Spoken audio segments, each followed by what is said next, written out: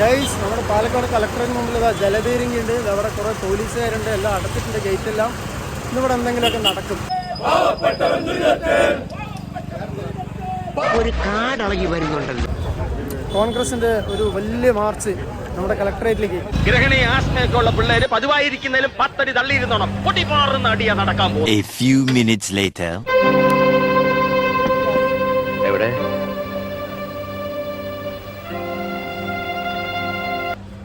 എന്തോ വലിയ സംഭവമൊക്കെ ഉണ്ടാവുന്ന വിചാരിച്ചു, പക്ഷേ ഒന്നും ഉണ്ടായില്ല. ഒരു പ്രതിഷേധ മാർച്ചെന്നും പറഞ്ഞ വലിയ പ്രതീക്ഷയിൽ ഫോട്ടോ എടുക്കാൻ വന്നതാ. ഇവിടെ നോക്കണമെന്ന് ഈ വഴിക്കേ ഇല്ല, അവരവിടെ ദൂരെ എവിടെയോ പോയി നിൽക്കണ്. വെറുതെ കൊതിപ്പിച്ച് അല്ലേലും ഇവനൊന്നും ആവശ്യത്തിന് ഉപകരിക്കില്ല. പേരിന് ഒരാളെങ്കിലും വന്ന് കൂടി കണ്ടില്ലേ? ചാനലുകാരെല്ലാവരും എന്തൊക്കെയോ സംഭവിക്കുന്നു പറഞ്ഞിട്ട് എല്ലാവരും വന്നിരിക്കും. എന്തൊക്കെ ബഹളമായിരുന്നു. മലപ്പുറം കത്തി, മെഷീൻ ഗണ്ണ്, ബോംബ്, ഒലക്കര മൂട്. കോൺഗ്രസ്സുകാരാണത്. സംഘർഷം ജലവീരക്ക് പ്രയോഗിക്കുന്നു, വീണ്ടും പ്രയോഗിക്കുന്നു, രണ്ടാമതും പ്രയോഗിക്കുന്നു, ഒക്കെ ടൈപ്പ് ചെയ്ത് വെച്ചിട്ട്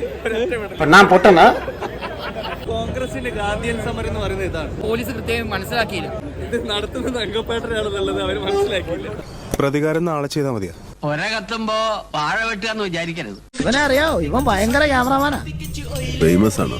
ഫേമസ് ആണോന്നോ? പക്ഷെ എന്ത് പറഞ്ഞാലും DCC പ്രസിഡന്റ് ഒരു ഭയങ്കര സംഘാടകനാട്ടോ. എന്തോരം ജനമുള്ളത് നോക്ക്. ഇവിടെ ഗവൺമെന്റ് ഇന്നലെ വന്നപ്പോഴും ബഹുമാനായ ശ്രീ പിണറായി വിജയനോട് പറഞ്ഞു കാണും, നമുക്ക് ലഹരി വിരുദ്ധ പ്രചരണം നടത്തണമെന്ന്. ആരാണ് ലഹരി വിരുദ്ധ പ്രചരണം നടത്തുന്നത്? ഞാൻ പേര് പറയുന്നില്ല. ഞങ്ങളുടെ കൂടി സ്നേഹിതയായ ഒരു MLA-യുടെ മകനെ മാസങ്ങൾക്ക് മുമ്പ് ലഹരി ഉപയോഗിച്ചതിന്, ലഹരി വ്യാപനം നടത്തിയതിന് അറസ്റ്റ് ചെയ്തു പോലീസ്. ആ കുട്ടിയുടെ പേരിൽ കേസെടുത്തു.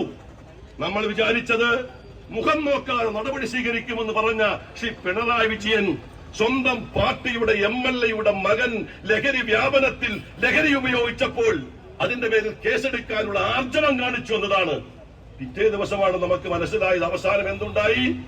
അവസാനം വിജയൻ ഇടപെട്ടു, ഗവൺമെന്റ് ഇടപെട്ടു, പോലീസിനോട് പറഞ്ഞു അറസ്റ്റ് ചെയ്ത ചെറുപ്പക്കാരനെ വിട്ടയക്കണം, കേസെടുത്ത എക്സൈസ് ഉദ്യോഗസ്ഥരെ, കേസെടുത്ത പോലീസിനെ സസ്പെൻഡ് ചെയ്യാൻ തീരുമാനിച്ചു.